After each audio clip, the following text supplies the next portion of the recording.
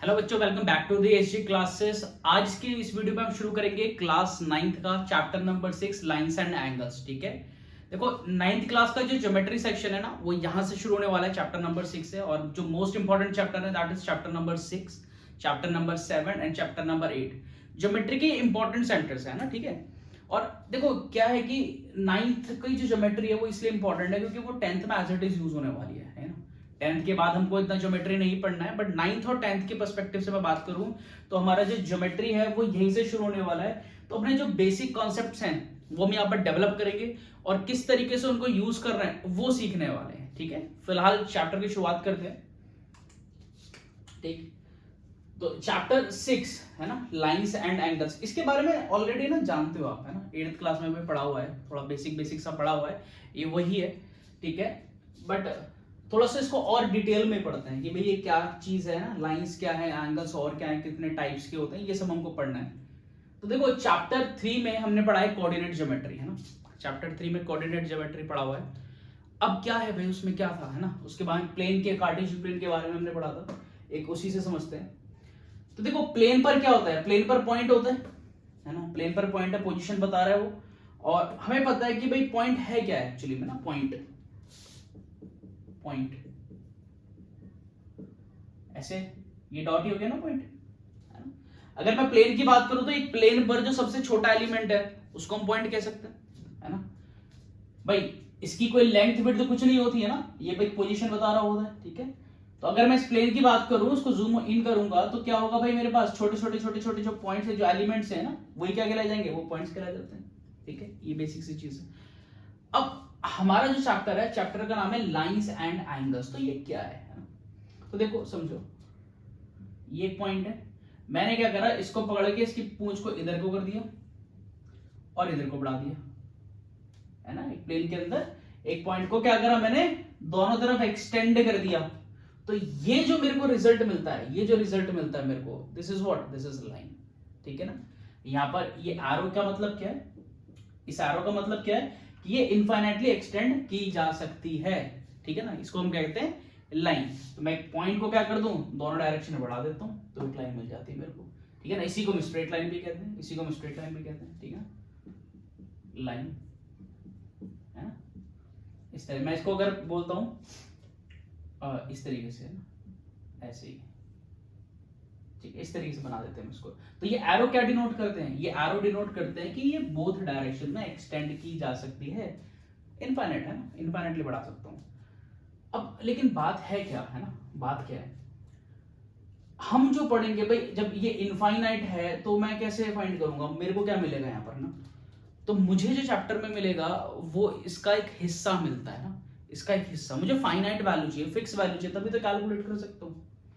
तो मैंने क्या करा, मैंने कहा ठीक है भाई, एक लाइन ऐसे बनाई और ये लो, ध्यान से देखो मैंने क्या करा, मैंने इसको हटा दिया। ये क्या हो गया, ये क्या हो गया, ये फिक्स हो गया ना, ये इधर उधर नहीं बढ़ रहा, ये फिक्स हो गया। ये जो फिक्स है ना, ये जो फिक्स है, इसको कहते हैं सेगमेंट, है ना, सेगमेंट। और ये किसका सेगमेंट है, लाइन का। सेगमेंट का मतलब होता है हिस्सा, किसी भी चीज का हिस्सा। Segment means part of. तो क्या करा मैंने देखो लाइन क्या है, ये तो इनफाइनाइट है, ये तो इनफाइनाइट है ना भाई, एंड ही नहीं हो रहा इसका। लेकिन मेरे को कैलकुलेशन के लिए कुछ ना कुछ तो चाहिए होगा ना, कुछ फिक्स वैल्यू चाहिए होगी। तो मैंने क्या करा, इसका एक पार्ट निकाल लिया, एक टुकड़ा निकाल लिया, है ना। तो वो टुकड़ा कहलाया गया लाइन, लाइन सेगमेंट। क्या कहलाया गया, लाइन सेगमेंट, है ना। सेगमेंट मीन्स हिस्सा या फिर पार्ट ऑफ, है ना, पार्ट ऑफ। तो मैं कह सकता हूं लाइन सेगमेंट क्या है, it is a part of line, है ना, फिक्स पार्ट हो गया, है ना। तो इसको हम कैसे डिनोट करते हैं, ऐसे, इसके एंड पॉइंट पर इस तरीके से पॉइंट लगा दिया, फिक्स हो गया यहां पर। क्लियर है चीज बिल्कुल। सो ये है पॉइंट, ये है लाइन, ये है लाइन सेगमेंट। ठीक है, नाउ इसी में आता है मेरे पास रे, रे, है ना, रे।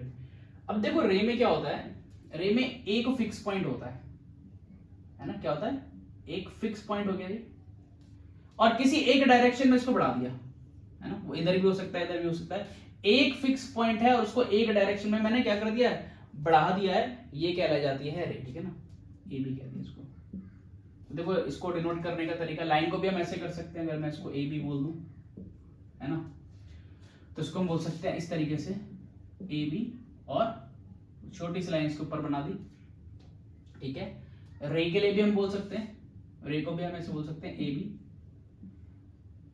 लेकिन क्या होता है कि ये साइन हम यूज करते नहीं, आपको कहीं पर दिखाई नहीं देगा, है ना, कहीं पर दिखाई नहीं देगा, कहीं भी क्वेश्चन आएगा तो हमको ये साइन दिखाई नहीं देता, ये ओमिट कर देते हैं ना, omitted, this is what omitted, मतलब हटा देते हैं, कोई फर्क नहीं पड़ता इससे हमको, ठीक है, क्लियर बात। सेम देखो क्या होता है ना, लाइन सेगमेंट है जैसे ना, लाइन सेगमेंट फिक्स है, लेकिन क्या होता है क्वेश्चन में भी मेरे को कहीं कहीं पर ना लाइन सेगमेंट की जगह लाइन लिखा होगा, है ना, तो हम क्या करेंगे उसको सेम ही कंसीडर करके चलेंगे, लेकिन डिफरेंस है, समझो बात को ना, लाइन सेगमेंट एक फिक्स पार्ट है, वहीं पर लाइन का कोई फिक्स पॉइंट नहीं है, तो इनफाइनाइट है ना, तो लेकिन अगर लाइन लिखा जाएगा तो सेम कंसीडर फिलहाल करके चल सकते हैं, कोई दिक्कत नहीं होगी, ठीक है। तो ये है मेरे पास पॉइंट, ये है लाइन, ये है लाइन सेगमेंट, और ये है रे, ठीक है ना, सबसे छोटा एलिमेंट, दोनों डायरेक्शन बढ़ा दिया, लाइन, दो फिक्स पॉइंट हो गए, लाइन सेगमेंट, एक फिक्स पॉइंट है, एक डायरेक्शन बढ़ा दिया, दैट इज रे, ठीक है, कोई दिक्कत वाली बात तो नहीं है इसके अंदर, ठीक है ना। अब क्या होता है देखो, एक काम करो, पहले इसको नोट कर लो, ठीक है ना, इस चीज को नोट कर लो, उसके बाद कराते हैं कि एंगल्स के बारे में पढ़ते हैं कि भाई एंगल्स क्या है, ठीक है ना। चलो एक काम करो, छोड़ो, पहले एक चीज देखो, नोट करवा देता हूं, ठीक है ना, क्या है, क्योंकि बात पॉइंट की है, तो यहां पर एक ना वर्ड यूज होता है, दैट इज कोलिनियर पॉइंट्स। क्या होता है, कोलिनियर पॉइंट्स। देखो को मतलब क्या है, एक साथ में, लीनियर मतलब होता है एक लाइन, ठीक है ना, तो वो point lies on the line, क्या हो, जब पॉइंट क्या करें, पॉइंट एक लाइन पर लाई करते हैं, उनको क्या बोलते हैं, कोलिनियर पॉइंट। मैंने बोला ऐसे, एक पॉइंट ये रहा, एक पॉइंट ये रहा, एक पॉइंट ये रहा, तो मिनिमम 3 होने चाहिए ना, मिनिमम 3, तो ये तीनों पॉइंट क्या कहलाए जाएंगे, कोलिनियर पॉइंट्स, है ना। अगर मैं हल्का सा भी ऊपर नीचे बना दूं ना, इस तरीके से बना दूं ऊपर या नीचे, तो ये कोलिनियर पॉइंट नहीं कहलाए जाएंगे। एक लाइन पर लाई करने वाले सारे जो पॉइंट्स होते हैं वो क्या कहलाए जाएंगे, वो कोलिनियर पॉइंट। तो कम से कम 3 पॉइंट्स होने चाहिए कोलिनियर चेक करने के लिए, है ना, 2 से तो लाइन बननी ही बननी है, 2 से लाइन सेगमेंट बनना ही बनना है मेरे पास, क्लियर। इसको नोट करो फटाफट से, एंड इसके बाद कराएंगे एंगल्स के बारे में। क्या है भाई, ठीक है ना, देखो क्या है ये एंगल, क्या है, मैंने क्या करा, मैंने ना एक ऐसे करके एक रे बनाई इस तरह से, ठीक है ना, एक रे बनाई इस तरह से, और मैंने क्या करा, इस रे को मूवमेंट दी, मैंने ना ऐसे बनाया इस तरह से, ये रे है, और मैंने इस पॉइंट को फिक्स रख दिया, इस पॉइंट को फिक्स कर दिया यहाँ पर, है ना, इस पॉइंट को फिक्स कर दिया, और इसको मूवमेंट दे रहा हूं इस तरह से मूवमेंट दी। तो ये क्या है, ये रे पहले यहाँ थी, अब ये रे ऐसे बन रही है ना, ये यहाँ थी और ये क्या हो गई, ऊपर पहुंच गई, लेकिन इसका वर्टेक्स में कोई मूवमेंट थोड़ी है ना, इसको फिक्स कर दिया और इसको मूव करा दिया ऊपर की तरफ, तो ये क्या हो गई, ऐसे आ गई, लाइक दिस, ठीक है ना। तो ये क्या कहलाया जाता है, वर्टेक्स, क्या कहते हैं इसको, वर्टेक्स, ठीक है। तो ये जो रोटेशन हुआ है ना, ये जो रोटेशन हुआ है अपनी इस पोजीशन से इस पोजीशन पर, ये जो रे आ गई है, this is what, this is angle, इसको हम क्या बोलते हैं, एंगल, ठीक है ना, दिस इज एंगल। इसको हम क्या बोलते हैं, वर्टेक्स। मैंने कहा इसको ए कह दिया, इसकी फिक्स यहां तक वैल्यू मैंने कंसीडर कर ली, this is B, this is C, ठीक है ना। तो देखो क्या हो रहा है, यहां पर ये वर्टेक्स होता है, ये एक एंगल कहलाया जाता है, ठीक है ना, और ये जो ए बी और ए सी दिखाई दे रहा है ना, ये ए बी और ए सी दिखाई दे रहे हैं, ये क्या कहलाए जाएंगे, देखो समझो, मैंने एक हाथ ऐसे रखा, एक हाथ ऐसे रखा, तो ऐसे ना, इस तरीके से एंगल फॉर्म हो रहा है, तो ये क्या चीज है मेरे, ये मेरे क्या है, आर्म्स, है ना। तो यहां पर भी ये वर्टेक्स है, एंगल यहां फॉर्म हो रहा है, तो AC and AB are the arms of angle, इनको क्या बोलेंगे, AB and AC are arms of the angle, है ना, कहीं पर हैंड्स भी कह देते हैं, आर्म्स, क्लियर बात बिल्कुल, ठीक है।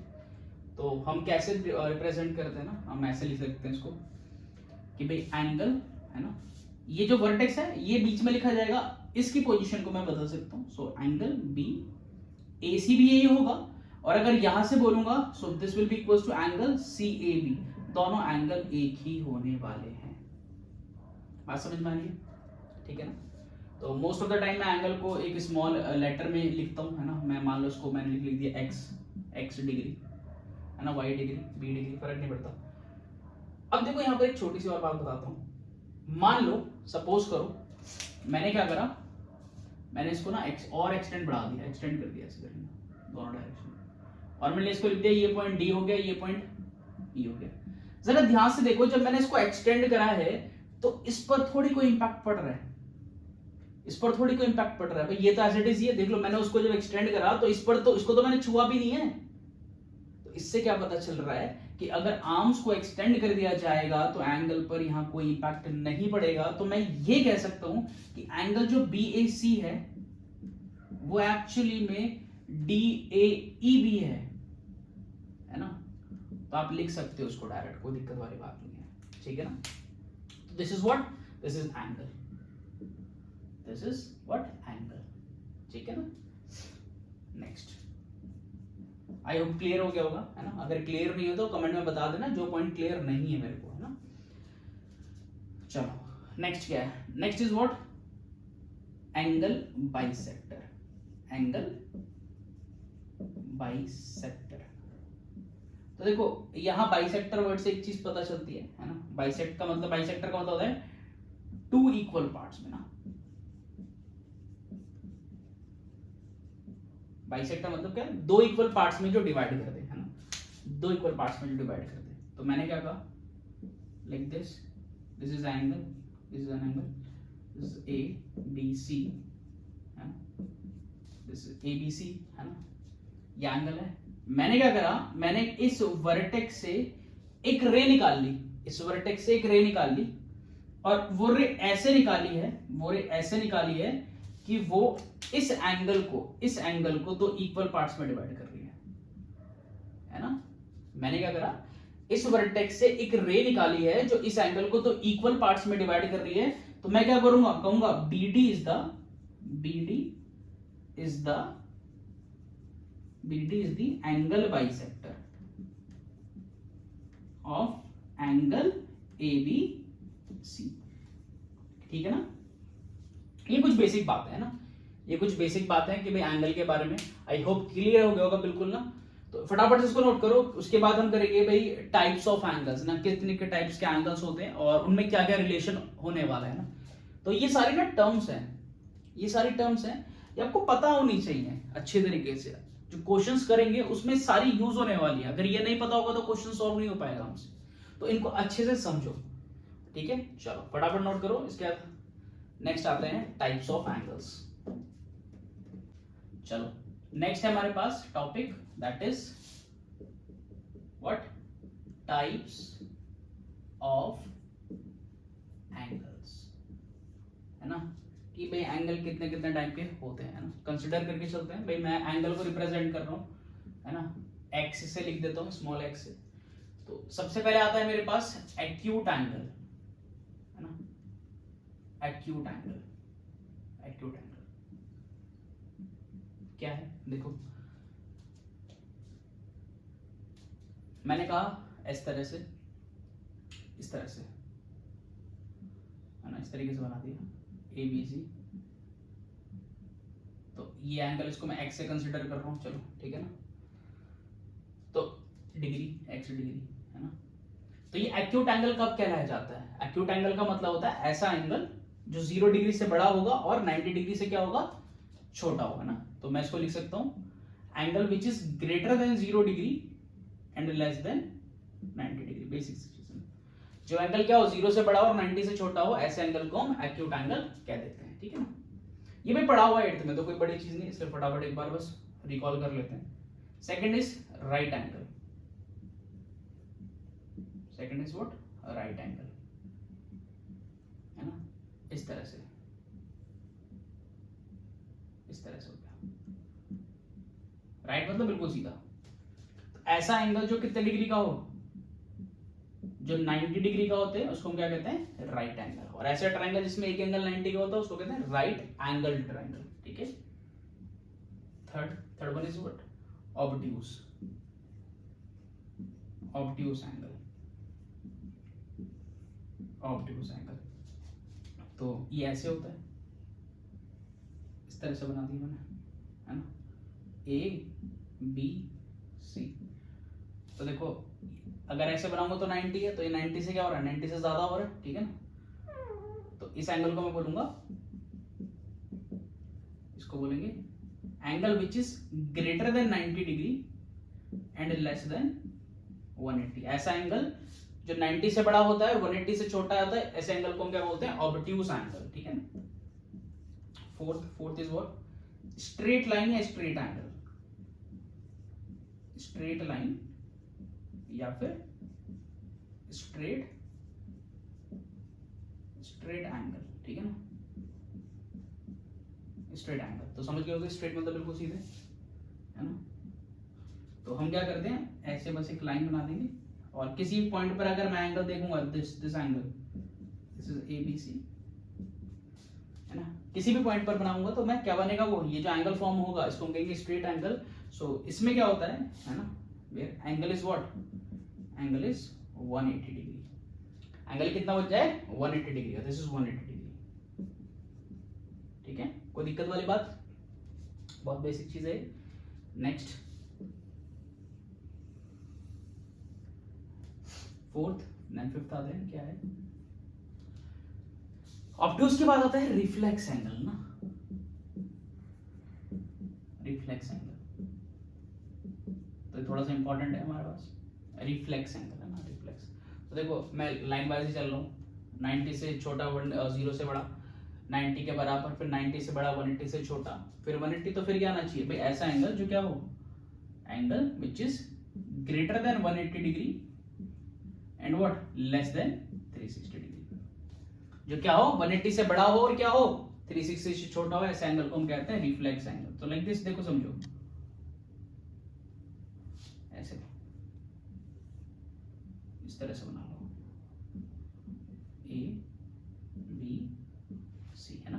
तो जो ये वाला एंगल है, इस तरह से फॉर्मेट हो गया, this is what, the reflex angle, है ना, रिफ्लेक्स एंगल। क्लियर है, ठीक है। इसको और भी बताता हूँ क्लियर करके थोड़ा, एक एक्यूट एंगल के पर्सपेक्टिव से समझाता हूँ। मैंने कहा एक एंगल मैंने बनाया ऐसे,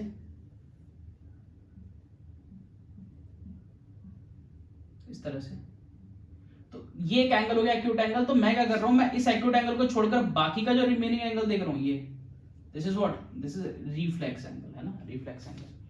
तो इसका फॉर्मूला भी बताता हूं अभी जस्ट, कि हम कैसे निकाल सकते हैं, कैसे फाइंड कर सकते हैं सिक्स्थ एंगल बताकर।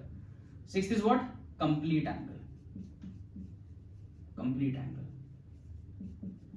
कंप्लीट एंगल का मतलब होता है एंगल जो कितने डिग्री का हो जाए, जो 360 डिग्री का हो जाए, एक कंप्लीट रेवोल्यूशन लग जाए, है ना।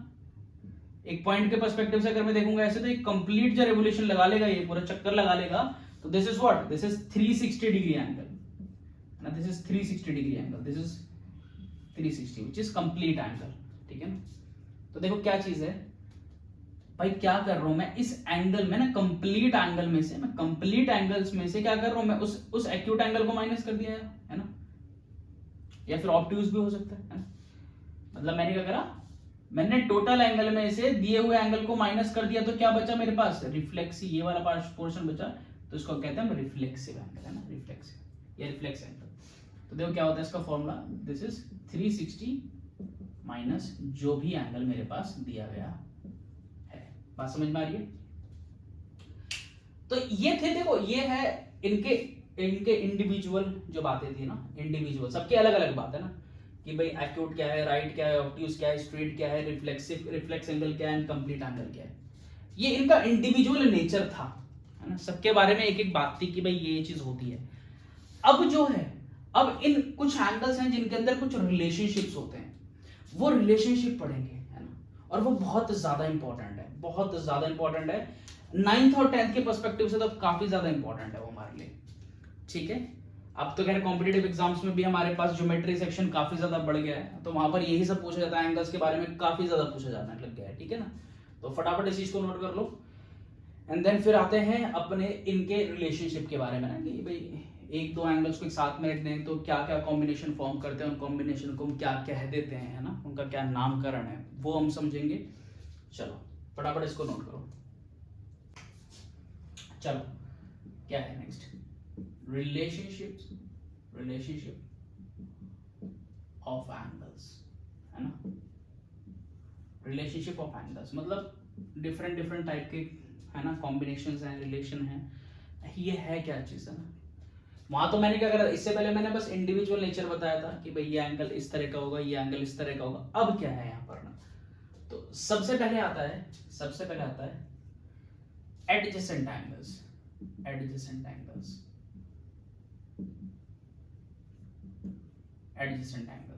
है ना। देखो एडजेसेंट का मतलब क्या होता है, एडजेसेंट का मतलब होता है जुड़ा हुआ, है ना। अगर आप दीवार देखोगे अपने घर में तो दो दीवारें इस तरीके से जुड़ी रहती हैं, लाइक दिस, है ना, इस तरह से, ठीक है। तो कैसे जुड़ा हुआ है, साइड बाय साइड हो गया, है ना। तो ये कैसे है, देखो मैंने कहा एक एंगल बनाया मैंने, लाइक दिस, एक एंगल बना दिया दिस, है ना, ABC कह दिया, ठीक है। और इससे या फिर इससे जुड़ा हुआ एक और एंगल बना दिया, ऐसे बना दिया, देखो। तो ध्यान से देखो, ये से जुड़ा हुआ है, और कैसे जुड़ा हुआ है ना, वो की क्या है, वो ये है AB, देखो ध्यान से, ये।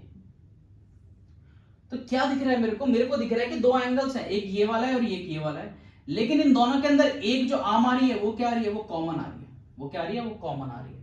तो ऐसे ही एंगल्स को एडजेसेंट एंगल्स कहा जाता है, ठीक है ना। Two angles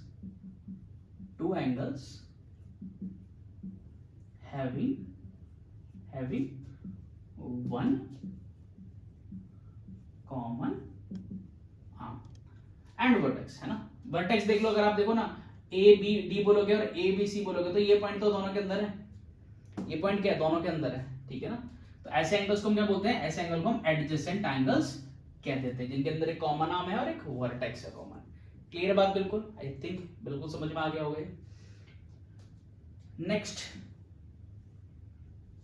next is what, complementary angle, complementary angles, है ना। कॉम्प्लीमेंट्री एंगल्स देखो कुछ भी नहीं, बड़ी बेसिक सी चीज है बस, सम ऑफ टू एंगल्स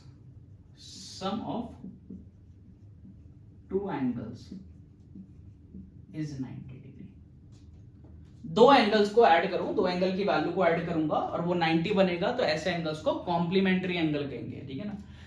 कोई फर्क नहीं पड़ता एडजेसेंट है क्या है, कोई फर्क नहीं पड़ता, उससे अलग है नहीं है, कोई दिक्कत वाली बात नहीं है। दो एंगल जिनका सम 90 है वो कॉम्प्लीमेंट्री है, बस। अब उसके अलावा कोई दूसरी कंडीशन नहीं है कि भाई वो एडजेसेंट हैं, है ना, वो एक ट्राइंगल के हैं, वो क्वाड्रिलेटरल के हैं, हमें कोई फर्क नहीं पड़ता, वो अलग अलग है, हमें कोई फर्क नहीं पड़ता, ठीक है ना। सेम इसी के अंदर एक और third, that is supplementary angles.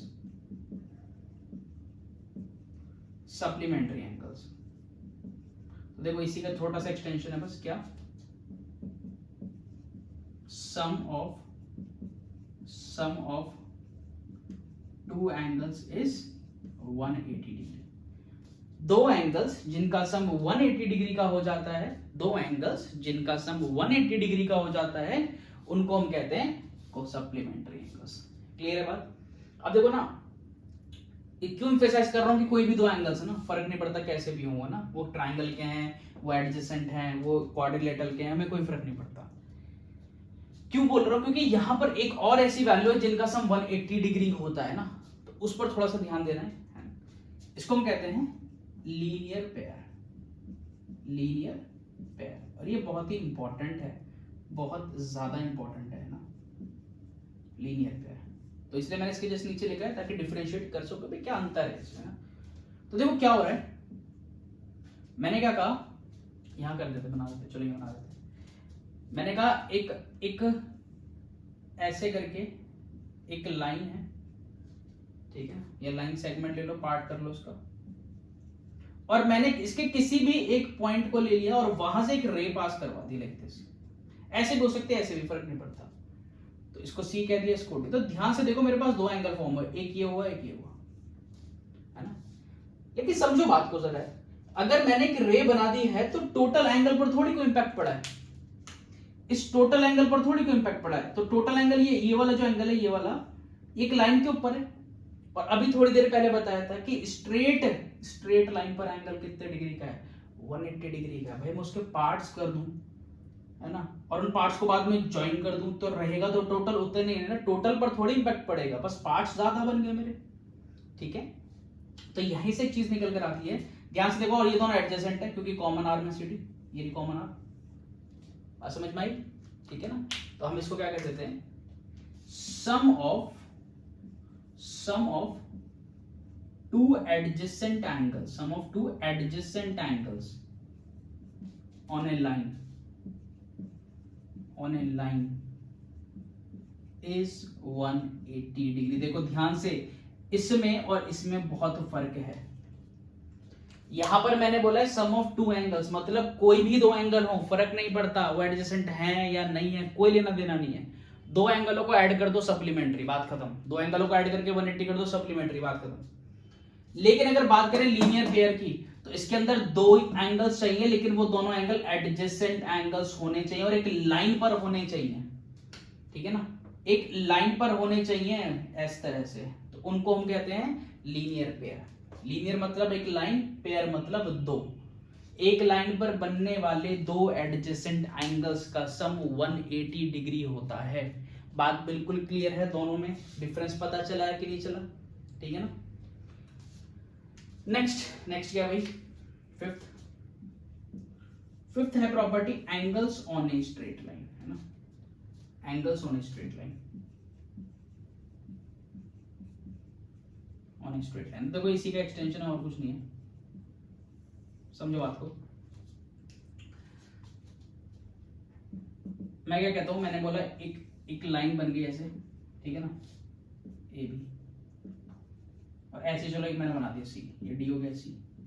तो ये लीनियर पेयर से 180 बना। लेकिन एक बात को समझो जरा है, मैं एक और रे भी तो निकाल सकता हूं ऐसे करके, सेम पॉइंट से। मैं एक और रे भी तो निकाल सकता हूं सेम पॉइंट से, ठीक है ना। लेकिन हो क्या रहा है, अगर मैं इसी सेम पॉइंट से रेज निकाल रहा हूं तो मेरे अभी भी टोटल एंगल पर इंपैक्ट नहीं पड़ रहा, वो तो एंगल के पार्ट्स हो रहे हैं, है ना। ये एक पिज्जा है, मैंने कहा लो दो पार्ट हो गए, लेकिन दोनों पार्टों को ज्वाइन करूंगा रहेगा तो टोटल ही ना, लो चार पार्ट हो गए, लेकिन चारों पार्टों को फिर एक साथ रख दूंगा, हो गए तो भाई टोटल जितनी वैल्यू थी। तो मैं क्या कर रहा हूं, मैं उसके पार्ट्स कर रहा हूं, लेकिन पार्ट्स को अगर दोबारा एक साथ कंबाइन कर दिया जाए तो होगा तो वो टोटल के बराबर ही ना। तो यहां पर भी तो यही चीज चल रही है भाई। ये एक लाइन पर जो एंगल बनता है वो 180 डिग्री का बनता है, मुझे पता है एंगल्स, है ना। स्ट्रेट एक लाइन पर जो एंगल बनता है एक पॉइंट पर वो 180 बनता है, मैं उसके पार्ट्स करे जा रहा हूं, लेकिन उन पार्ट्स को दोबारा इकट्ठा कर दूंगा, हो जाएगा टोटल। ठीक है, तो देखो क्या फर्क है, लीनियर पेयर, पेयर मतलब होता है दो, है ना, दो के लिए। लेकिन अगर दो से ज्यादा एंगल है तो उसको कहते हैं angles on a straight line, है ना। Angles on a straight line पूरा नाम कह सकते हो angles on a straight line at a points gives sum 180, ठीक है ना। Angles on a straight line, angles on a straight line at a point, है ना, एक पॉइंट पर बनने चाहिए, गिव्स सम 180 डिग्री। ठीक है, तो दोनों में ये फर्क है, पेयर केवल और केवल दो के लिए ही यूज होगा। दो है तो ये प्रॉपर्टी नहीं लिख दोगे, और अगर दो से ज्यादा है तो ये प्रॉपर्टी नहीं चिपका देना, मार्क्स उड़ेंगे, फिर बोलना मत बताया नहीं था मैंने। ठीक है, तो ये है हमारे पास कुछ एंगल्स, और भी हमारे पास एंगल्स हम डिटेल में उनको पढ़ने वाले, बट फटाफट से इसको नोट करो, उसके बाद नेक्स्ट करेंगे। चलिए चलो, क्या है ना, थ्योरम 6.1, थ्योरम 6.1 क्या कह रही है, काफी इंपॉर्टेंट है ना, यूज करने के लिए बहुत आती है, यूज करने के लिए बहुत आ रही है। कह रहे if two lines intersects each other, है ना, to lines intersects each other. तो देखो पहले बता दें कि लाइन बाई किस किस तरह की हो सकती है हमारे पास ना, है ना। देखो अगर मैंने एक लाइन ऐसे बना दी, है ना, एक लाइन ऐसे बना दी, तो एक दूसरे को कर रही है, कट कर रही है ना। तो ऐसी लाइन को हम कहते हैं जो लाइन एक दूसरे को कट करती है, इनको कहते हैं इंटरसेक्टिंग लाइंस, इंटरसेक्टिंग लाइंस। ठीक है, एक क्या करा मैंने, एक लाइन ऐसे बना दी और सेम डिस्टेंस लेकर ना, हर एक पॉइंट का सेम डिस्टेंस लेकर मैंने एक लाइन ड्रॉ कर दी। तो ऐसी लाइंस को हम कहते हैं पैरेलल लाइंस, है ना। पैरेलल लाइंस वो लाइंस होती हैं जिनको मैं एक्सटेंड करता रहूंगा टू इनफाइनाइट, तो कभी एक दूसरे को मीट नहीं करेंगी, ठीक है। And third one is coincident lines. Coincident lines वो लाइन होती है बच्चों, अगर मैंने एक लाइन ड्रॉ करी और उसके ऊपर ही एक और लाइन बना दी इस तरह से, है ना, जस्ट एक के ऊपर एक जो लाइन होती है वो, तो इनको हम क्या कहते हैं, कोइंसिडेंट लाइंस, ठीक है ना। तो तीन टाइप के लाइंस होती हैं अगर मैं एक साथ ड्रॉ करता हूं तो, ठीक है। ये इसको नोट कर लो।